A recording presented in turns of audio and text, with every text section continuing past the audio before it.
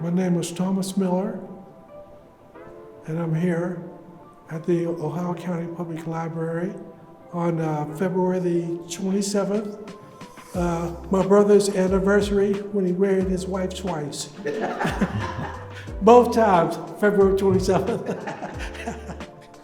Oh, you can cut out that part.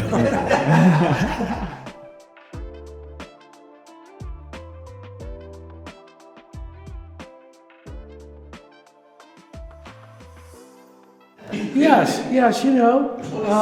20 cents got you what? It got you a hot dog, you know, but if you were black, though, you know, you couldn't sit inside at the booths. And if you remember Marvelous Webb, you remember Cool Shake. Cool Shake was his brother-in-law, you know. So Marvelous Webb, at the point that he had gone to Wheeling High School, you know, after they integrated Lincoln, and he was part of a group that they went to Louis and they were going to protest, you know, so that you could get a hot dog and sit down in there, you know. What I'm trying to figure out, because in my head, when I think of that, I think of like a lot of hostility. Did the people like in Louis, did they even think anything of it, or was it just the way it was? Well, Ronnie, it was kind of one of those things that it's just how it was. Okay. You know, and his group, you know, decided, well then, that's how it was, and we'll see if we can affect some change. You know, yep. You know, were they angry at Louis when they did that, or were they? No, you know, because we did want a hot dog. Yeah. Hey, what are you gonna do, you know? Yep. And it was Marvelous, Stuart Catlin, Jimmy Cyrus, my sister Fuzzy, Margaret, and that was around, I would say, in the 1960s. You know, but it wasn't the only place, you know, because if you know where the Office Lounge was on 12th Street, well, at one time there was a movie theater, you know, and my dad's sister-in-law, Miss Naomi Miller, she played the piano, and you couldn't go in there to see a movie, you know, but she would go upstairs on the top floor where the piano was, and she would play the piano during the silent movies. Yep. And my dad even took my brother and me over to Bridgeport to the movie theaters, you know, because at that point, you know, my dad's generation couldn't go to the movies, you know, in Wheeling, but we could. Darlene, now you probably went to the double features at the Liberty Theater? I don't remember the Liberty. Oh, really? It was Court and Victoria You know, when I was, you know, and we there went. was a Sunday school group that we were a part of, and we would meet on a Saturday evening, you know, at various members' houses. Do you remember Miss Gertrude Dixon? I don't know that name. Oh, okay, never mind. But your sisters would, you know. So anyway, though, now we would either go to someone's house to meet, and this one time they were going to treat us, so we went over to the Capitol Theater on the top floor, and they had a bowling alley there, you know. I think it's still there, you know, the bowling lane. I don't know. You know, and we had a bunch of kids. It is there. They talked about it, and I didn't believe them. And they wouldn't let our Sunday school group bowl there, you know. So you know where the Independence Hall is? Well, then to the left of it, there used to be another bowling lane right there. And we went there, and they let our Sunday school group bowl there, you know. Yep.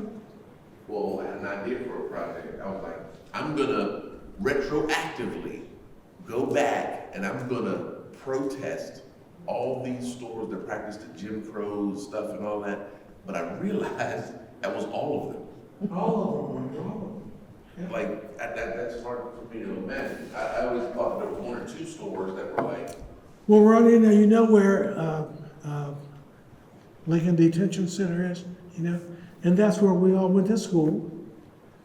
In the back, where there's parking, there used to be a basketball court back there, and one of those walk-in kind of swimming pools, you know, that they had at the playground there with the pipe, you know, that kind of went over there with the water that sprayed down, you know?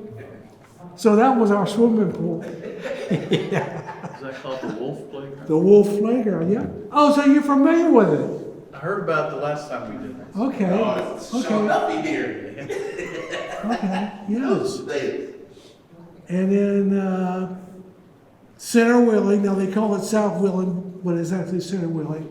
Down there where the sewage treatment plant is now, that's where the black playground used to be. You know, that was the 27th Street playground. That's what I was telling them last time, but most people couldn't remember except me. I remember when we moved to 26th Street, that was the playground we had to go to because we weren't allowed at 26th But Street. you remember though now where the Wilson playground was. Now the I-4, 70. not I-470, and I think that it was like I-70 South. Kind of took Seemed it like I out, you remember know, Wilson Playground, you know? but I just don't remember that one. because they had the playground in there, and your brother Lee used to go down there and play all the time, you know. So somebody was telling me recently, though, you know, that your brother Reuben, he would always play baseball down there because he was a very good player, you know. So this one friend, you know, invited him to go swimming down there, you know. And this friend didn't quite understand, you know, that he couldn't go swimming there. You know, he could play on the ball field, Right. you know, but he couldn't go to the swimming pool. And basically, like I was telling them last time, our brothers kind of integrated the playgrounds because of sports. They did. Because we weren't allowed, we had the 27th Street playground, that's when I was telling them about. You know, and the playground was right there by the railroad tracks, you know, Yes. and not a blade of grass. No, I thought it Not was a blade of grass. I remember. But it was right there next to the railroad tracks, you know. So my sisters, though, now when they got home from the playground, they would be covered by coal dust. Yeah. And it's just how it was. Yes. That's all you got, though. That's all you get. Yeah. But it's the only playground, and behind Pavlex, I was telling them that Pavlex was there, and I think that's why the railroad tracks were there, because they were delivering supplies to Pavlex. It was, But that later became, before that, that was actually Moore's Lumber. Moore's Lumber. Yeah, Moore's I remember Lumber, Moore's yes. also. Yes. But there was two different places. There was Moore's and Pavlex. I think they were there at the same time. Yes. Because Pavlex was a wrecking. It wasn't the Moore's is what was the place that sold wood and stuff. Yes. Pavlex was the not destruction, was where they tore things apart. Yes. Yeah. Sit here. So, but yeah.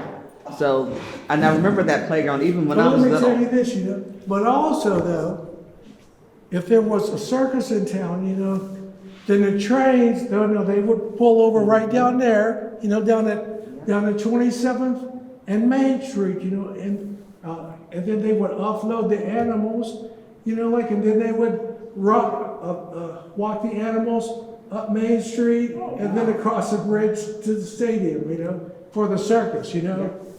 That's all right. That's a good reason to have the playground there for once. Jeez. Well, it wasn't about the playground, that's where the railroad tracks were. Oh. Yes. So Yes, yeah. they would pull up on the railroad tracks with the animals, and then they would unload them there and march them through town. It was kind of a little parade. It was like no It was event. kind of It was an scary, event. you know? And I worked for the fire department, you know. So this one particular day, when they were walking the animals up Main Street, you know, there was a fire in South Wheeling, you know. So we had to drive past there with the sirens on.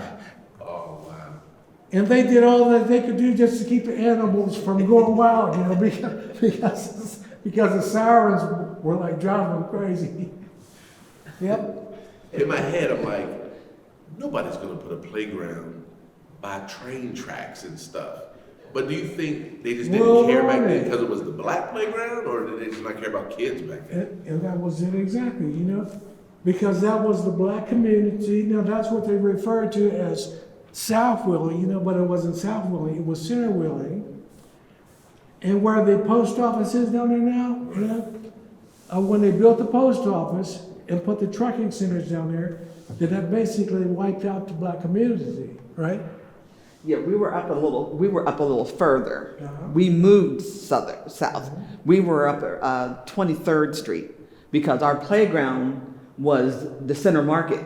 It wasn't closed in, it was the open air market. Mm-hmm. And that's where we rode our bikes and everything inside there before they closed it up. But we lived on 23rd Street. 23rd Street, okay. And we moved south. We moved to 26th Street because they had taken all of that area Yes, right. for urban renewal or Yes. whatever projects Yes. they were going to do. And that's where a lot of the black families lived. We lived around a lot of black families. But my dad worked in Moundsville. Oh, I didn't know that. So we moved south. That's why we moved south. Okay. Because he worked in Moundsville in the coal mines. But everybody else moved more towards East Wheeling. Yep. So we were the only family. The closest, probably Candy Gardner and them were still about 23rd Street or so. They lived closer to the river. So they were still down that way. A few streets over, you might have found the Mans lived a few streets over, and the Woods lived right behind us. In the street where you remember the Clemens and the Rosses and all of them, they all lived behind us. We lived on 26th and Chaplin. They lived 26th and Logan. And somewhere we recently put a picture out of that. So I have a question. If you lived in Center Wheeling, were there black-owned businesses there, like on Chapel Street? Well, Were there any? hold up. Now, you were getting ready to say no, but I just found this out recently. Ronnie Johnson's family, they told me that his dad had a black gas station Oh, really? down I there, didn't know that. down around 25th and Main Street, So when I graduated from high school in '66, I got a job at the AMP on 29th Street, And since our family never had a car, I'd never been that far south before, Somebody told me recently, well, somebody could have told you that was California. Hey, I wouldn't have known any different. Because back then, your neighborhood was your world, and you didn't have to stray far from there. That made me think of when you packed us all up that one time and put us in your truck and took us to bar camp. I thought that was the beach. Like, I thought we were at the ocean. The ocean, yeah. Ronnie, that was the beach to me too. I've never been to the beach before. I was blown away. Oh, There my was sand goodness. and everything. I'm like, this is amazing. And Ronnie, you know The beach? what? Or surf or something? No, that was no fancy pickup truck. That was a king cab, and all that. Because I remember having either 4 or 5 kids in the front with a seatbelt across all of them. Yeah, there was a lot of us in that truck. Oh boy, Yep. Now, is that something that you can remember being conscious of, though? Black businesses then?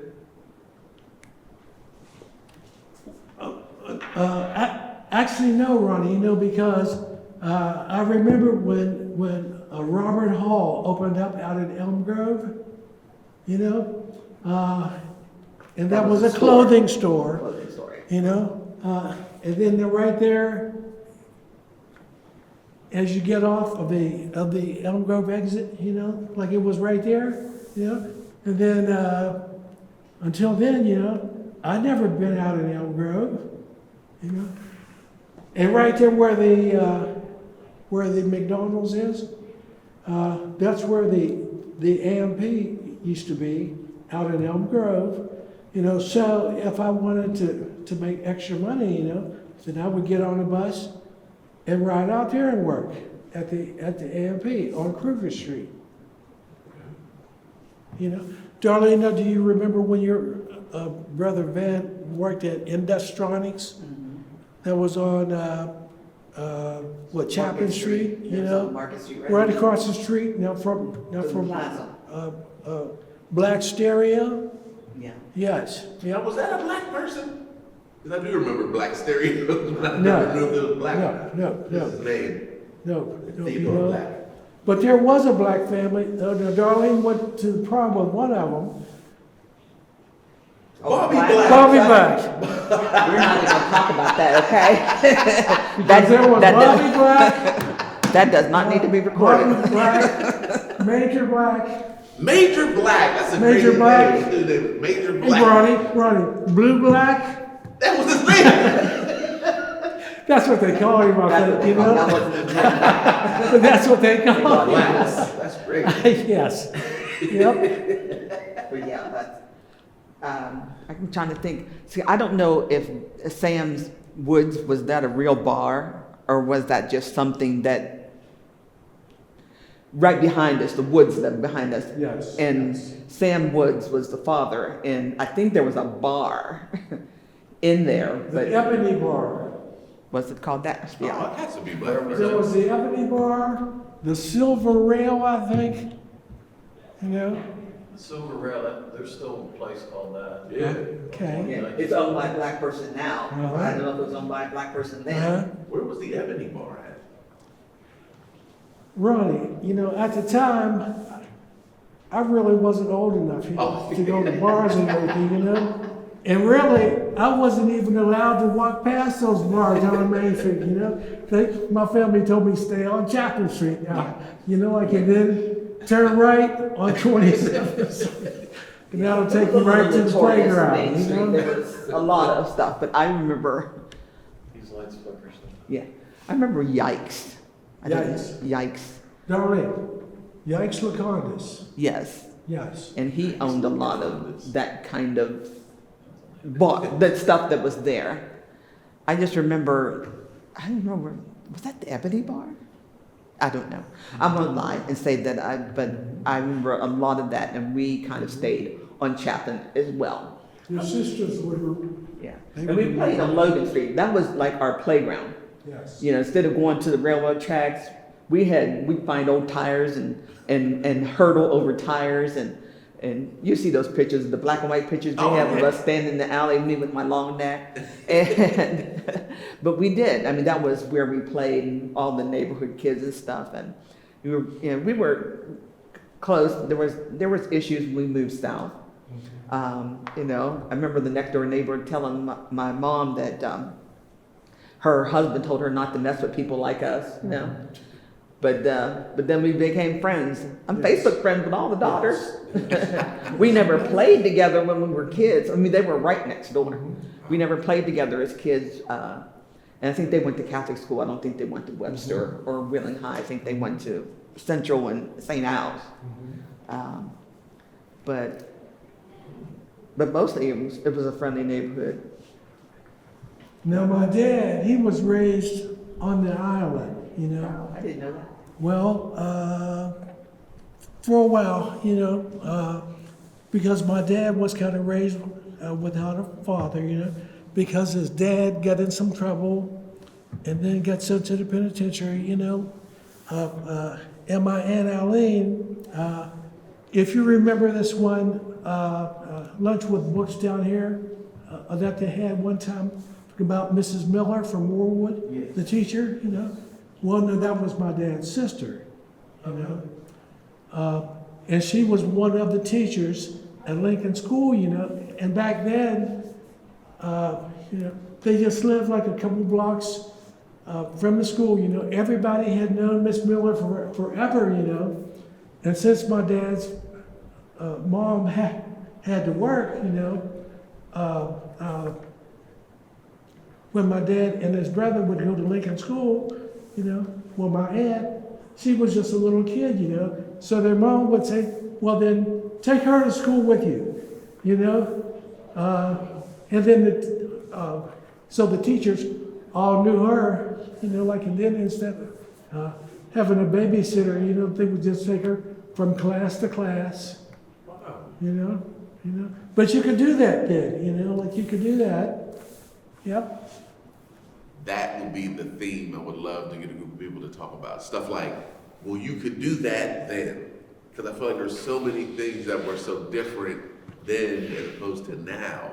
And is there anything like that you can think about? Well, Ron, you know, I kind of started my project, you know, because it seemed like my older sister's generation was different, you know, and it seemed like the school system turned out a stronger person than they're turning out right now. From my perspective, you know, and they all kind of feel like that's because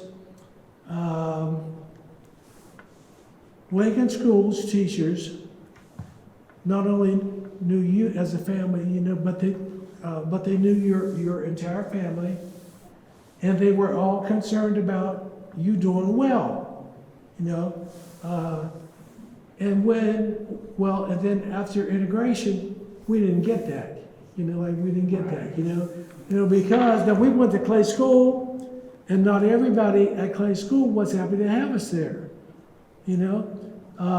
And some teachers would hide it, and some teachers wouldn't, you know. And then often it was based on color, you know. Darlene, you probably know what I'm going to tell you, you know. So when we went to Clay School, I was in the 3rd grade, you know. So there was this one little girl, you know, and she was kind of cute. You know, she had little pigtails or whatever it was, you know. So she asked me, was I white or colored, you know? And then I'm thinking, well, I don't know. I never heard that conversation, you know, in our house, you know. So when I got home that day, during dinner, you know, now that's when the family all sat down together, you know, for dinner. You know. So it was my parents and my two older sisters and my sister Margaret and my brother and me, you know. And then after dinner, you know, we were sitting there for a while, you know. So I finally worked up enough nerve, you know, to ask him, you know. So I says, Mama, are we white or colored? You know? And just like Fred Sanford, you big dummy, you're colored. You know? And that was the first time, you know, that I was actually, you know, really aware of the issues, you know? So I started crying, you know, because just by the way that she had asked me, you know, I knew that next day if I told her I was going to, you know, that I was colored, it was over. Wow. Oh boy, yeah. Yeah. So that was my introduction to racism. Now, what grade would you say that was? I was in the 3rd grade. Mine was in the 3rd grade too, where What? they were telling jokes. Well, then you know. And I didn't So know you about came the out jokes. better than I came out. But I would assume it would get pushed back further. You know, maybe they wouldn't get the introduction until they were a senior, maybe. But Yeah. Must be when you just start noticing Yeah. that, because I used to remember, I don't remember if it was Zach or Justin came up and said that they were orange. What? You're orange. Who told you were orange? I didn't know. And it was like, they come home and they asked you about that. It's like, what, I'm orange? right. Am I orange? Like, That's how I did, because they told a joke. They said, I still remember the whole thing. They said, and I thought it was hilarious, but I didn't understand it. Because they were older kids, told me the joke, and they all started laughing, so I started laughing. They said, why is Stevie Wonder always smiling? Is it because he doesn't know he's black? oh. And I was like, that's hilarious. I remember telling my mom and then that, and that's not funny. You I know? was like, oh, well, they thought it was hilarious on the Yes. bus. Yeah. Yeah. In the neighborhood that I was raised in, which was O Street, there were no white people that lived, you know, say from, so you know where the Samaritan house is, you know? Well then, that's where our street stopped, you know, like we lived on O Street. And then from that point up, like up towards Lincoln, it was all black, you know. So we played on O Street, Morrow Street, Chapin Street, Palo Alto Street. You probably don't know where that is, you know. But the T-shirt that you had up here, like about Lawyer Jones, he lived up on Palo Alto Street, you know.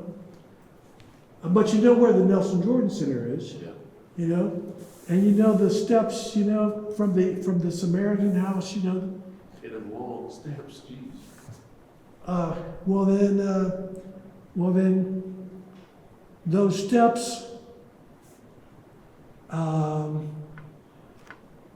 Well, I have a photo that I'll have later on, you know. And the photograph, like, it's actually a combination of these three photos that I put together, you know, to kind of show you the way that O Street used to be, you know. And in 1971, when I started on the fire department, you know, during my probationary period, you know, when they were tearing down those houses for the Booker T. Washington apartments, you know, or just for urban renewal, you know. If you remember Warwick Mosby, you know, Warwick Mosby's house, you know, that was the last house standing up there. I actually have a photograph of that, you know, because it kind of shows you Luau Manors, and in the background, like, it's got Warwick Mosby's parents' house sitting up there all by itself, you know, because his mother held out to the very last, you know. Yep. You know. Is he still living? Is Warwick still living? Well, that's the question that everybody's asking, you know, because he had a stroke, and then they took him to a nursing home out near St. Clairsville, and I haven't heard anybody else speak about it since then. You know? You know? But Does he still have family? Pardon? You still have family local? Yes. Yes. Well, I'm pretty sure that his sister's still alive, and she comes down here sometimes, but I think she lives in Washington, Pennsylvania. Yep. Hey, Tizzy's still here? And his wife, she was one of the first black nurses here, and she went to the nursing school at the OV, and after she graduated, I think she worked here for a short time, and then they moved out near Sacramento, California, you know. And then she passed away out there, and that's when he kind of came back this way. Wow, I never knew that. I thought it was always just him and Tizzy. I didn't know he had a wife before that. I have a kind of off-the-record question. The first black police officer in Wheeling was William Turner. Well, then let me tell you about William Turner. Where we moved to, you know, to the YWCA's building up on 12th Street, then you had this family named Shannon. And her maiden name was Turner. And her husband was the black policeman. Yep. Oh, Bill, William. And she ran a She had a boarding house. boarding house. She had a boarding house, you know, because when I delivered newspapers, you know, back then nobody locked their doors, you know.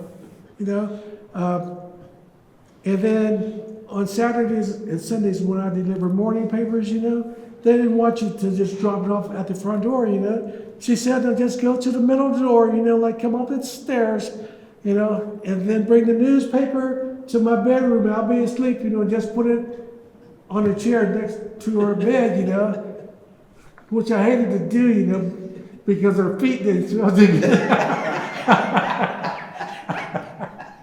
Now, are there any relatives still around of his? Or- But her son never had kids. No. Because I found out where their grave is in the Peninsula Cemetery where he's buried, and they have no marker. Oh, I didn't know. Well, you know, I was just well, her son, Mr. Shannon, he was an older man back when I was a kid, you know. So, and then before that, I never ever heard anybody, you know, talking about her maiden name or anything, you know. I just knew her by Miss Shannon. You know, but also though, if you were a black male and came to Wheeling, you know, and you couldn't stay in the hotels, you know, then the men would stay at Miss Shannon's house, Yeah. and the women, they would stay at the YWCA, you know, It was her at our house. was in the green book. Oh. You know, so that people would know, after night people don't go there. Well, you know what though, now, when I was hearing people talking about that green book, you know, and at one time you could still buy them at Walmart. Now you could buy like old copies of them, you know, but if we were going out of town or something, you know, we were always so excited, you know, because our parents, they would get together, you know, like, and then pack a big picnic basket and everything, you know.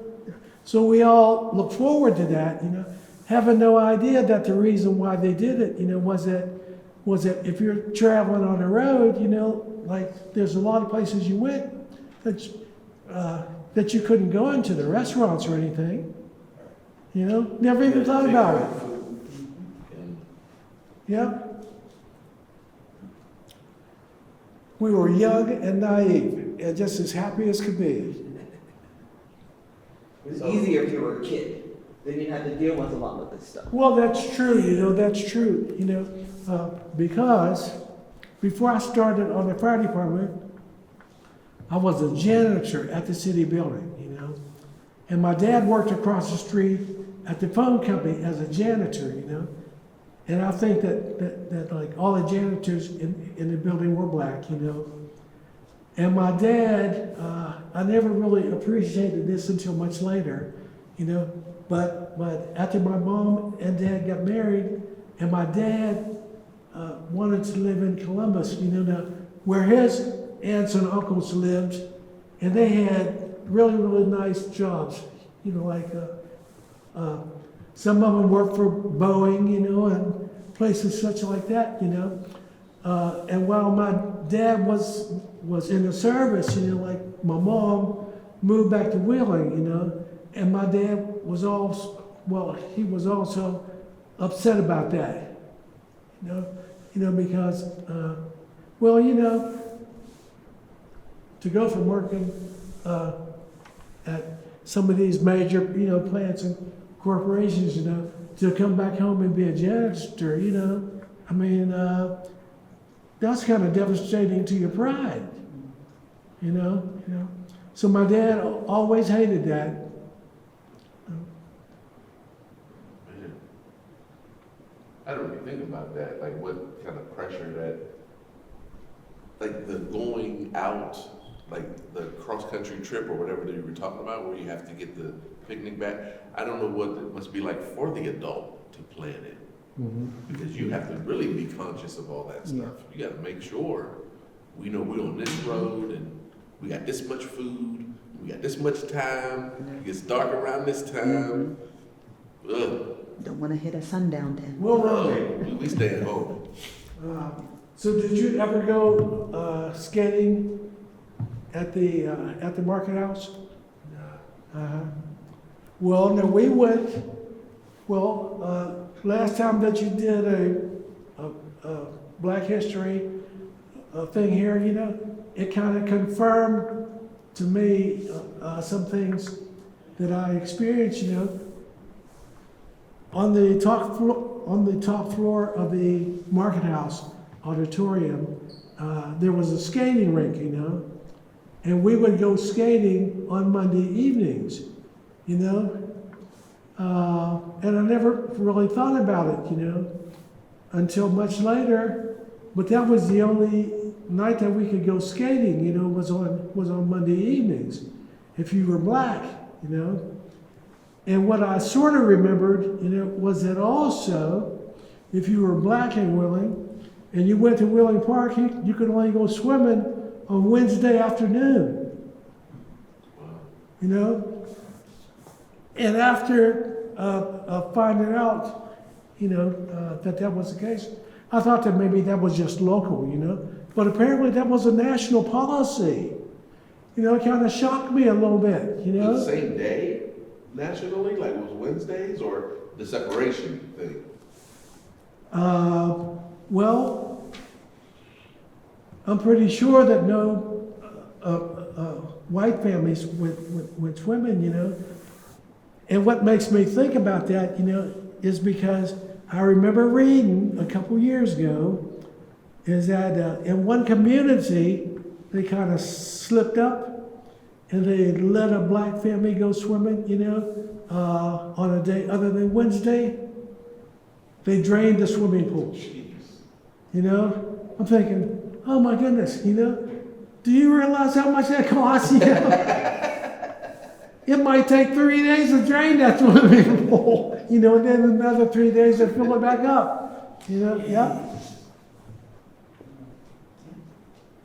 That's just wild to me. And people think it was so long ago, and it really, if you think about it, it wasn't that long ago that these things happened. It's like we were talking about the playgrounds. I'm only 62 myself, Ronnie. You know? No, he's not. He's And not I 62. You don't get to be younger than me. All right. But Ronnie, you know, I used to think that I was younger than your dad, you know, and recently when I came across his obituary, I was actually two weeks older than your dad. Yep. So how, draining the pool, was that 40 years, 50 years ago? Or not even that long? It would still have been in the 60s, wasn't it? I don't know exactly. Because that isn't long, if you think about that. That's the age of your, Most of my lifetime. yeah, Yeah. I mean, you know people. 60s. Like people that see this, they know people living that were Well, then around hold when this up. happened. How old are you guys? 58 years old. 58. I would love to be 58. Well, my point is, this stuff. I'd love to be was going on 68. Just a few years before I was even born, it was still So where were you born? here. Here where? Well, Pittsburgh, actually. Okay. It was part of the city we But I'm raised from in. Warwood. I grew up in Warwood. Oh, yeah. I know nothing about Do you remember my aunt, Miss Miller? Annie Miller, yes. I don't remember her, but I know all about her because I've read all about her. Oh, really? You know? I have some of her yearbooks, you know. I'm going to have to look you up, you know. And then, I think she's great. well, the day that you guys talked about her here, you know, I started to mention some things, you know, about that, you know, but I kind of stopped myself, you know, because I knew that she wouldn't want some of these negative things brought up, you know. But when Lincoln School closed, she was just a young teacher then, and she had a lot of difficulty finding a job locally, you know. And I think, you know, that the older black teachers, you know, like maybe got some of the openings, you know. And she was getting ready to go apply for a job up in Pittsburgh. And this local guy that was a family friend, you know, apparently he knew someone, and told her, hold up, so he spoke to somebody on the board. And they kind of told her, that it might be an opening in Warwood, Now, there was an opening in Warwood, but they couldn't tell her that at that point, But, after she went through the interview process and everything, the last stipulation was that the staff working there at the school had to vote on whether or not she could come teach there, and not just the teachers, but the cooks, the janitor, and everything, And she told me that there's one lady that was a holdout, and I'm not going to mention her name, because her family's very well known locally, And she says, that for the 30 or 40 some years that she taught there, that this teacher never did accept her, being there. Yep. Amazing. All I know is when we did that program, we put it online, and a lot of people knew who she was. Oh my goodness, yes. And I was concerned. I thought, well, somebody might say something mean. But every comment was glowing. They loved her. She was beloved. Yes, yes.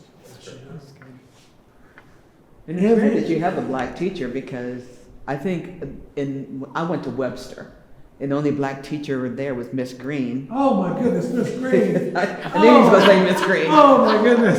But that was the only black teacher I knew my entire, from, let's see, from 61 to 74. And that was the only black teacher. Oh, Miss Green. But Mr. Borum did come as an assistant principal at Wheeling High before I left. Mr. Moore. Mr. Borum, he was assistant principal under Yes. Miss Beneke before I left in 74 from. Thinking of a different Mr. Borum, though, right? Is it? Not Mr. Borum. What is his name? Holmes. Mr. Holmes. Oh, Mr. Holmes. Mr. Borum, and that dude was black the whole time. Yeah, Mr. Borum was the bane of my existence. Yeah, he was rough. He Mr. was the Borum. worst teacher. He was. That's what brought him back to me. But yeah, in all those years, like I said, Miss Green at Webster Oh my goodness. and She Mr. was- Holmes, that was it. She was a disciplinarian, Oh yeah. I remember one Christmas, I got this plaid, like cowboy shirt, so those little string ties, that kind of come around there, Like the like bolo it didn't bolo. have like a little Yeah. steer, that the thing went through, So the first day after Christmas, I go to school, got my new plaid shirt on, and I got my cowboy boots on. So they had breaks when you would line up at the water fountain, out there in the hallway, So I kind of lost my head, So I acted up a little bit. Now she was a first grade teacher, and she swooped down on me like a hawk. She grabbed me. I never did find that steer. Oh my goodness, and then later on, somebody asked me, what was the policy like about discipline, and I said, well then, not only do they permit corporate punishment, but they encourage it. Oh boy, Don't say that because they're trying to bring that back. but I'm gonna tell you what though, They're trying to get somebody hurt because. straightened me up right then, she never had no 1 ounce of trouble from me afterwards, and my my son Michael, back when he wound up at the children's home for a while,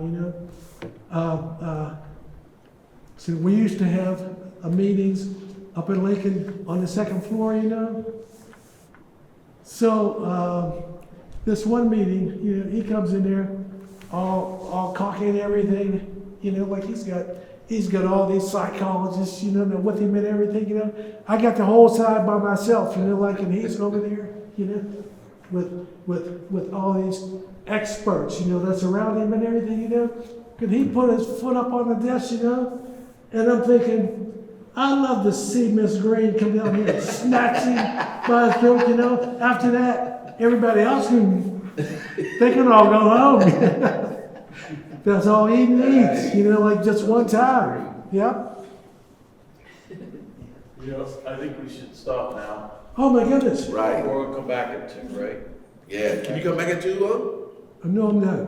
What? He got nothing to You got do. stuff I'll to be bring. back. He Wait, got man, Oh, I that's got right, you nothing got to do. stuff to bring.